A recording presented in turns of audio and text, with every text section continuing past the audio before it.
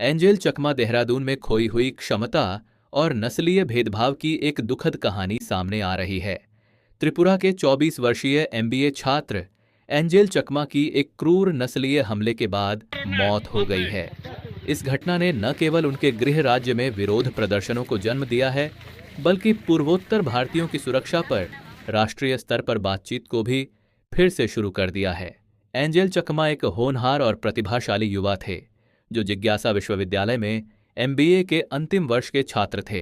वह फुटबॉल के शौकीन थे और अपनी कक्षा में टॉप परफॉर्मर थे।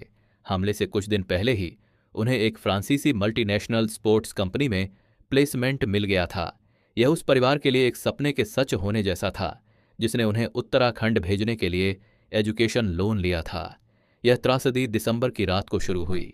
एंजेल और उनके 21 वर्षीय भाई माइकल देहरादून में बाहर थे, जब उनका सामना 6 लोगों के एक समूह से हुआ। गवाहों के अनुसार समूह ने नस्लीय गालियां देना शुरू कर दिया। भाइयों को चीनी और मोमो कहकर बुलाया। एंजेल ने उन्हें समझाने की कोशिश की, यह कहते हुए कि वे भारतीय हैं और त्रिपुरा के रहने वाले हैं, लेकिन ताने जारी रहे। जब भाइयों ने मोटरसाइकिल से जाने की कोशिश की तो समूह ने माइकल पर हमला कर दिया।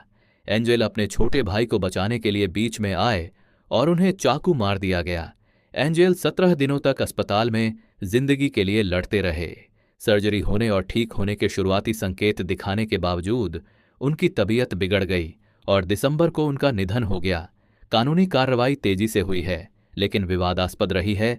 एंजेल के पिता, जो एक बीएसएफ हेड कांस्टेबल हैं, ने आरोप लगाया कि पुलिस ने शुरू में मामला दर्ज करने से इनकार कर दिया था। हालांकि 10 दिसंबर को शिकायत दर्ज की गई थी, लेकिन एफआईआर दिसंबर तक दर्ज नहीं की गई थी। वर्तमान में 5 लोग हिरासत में हैं, जबकि एक संदिग्ध यज्ञराज अवस्थी फरार है और उसके सिर पर 25,000 रुपये का इनाम है। इस घटना की कई मुख्यमंत्रियों ने निंदा की है।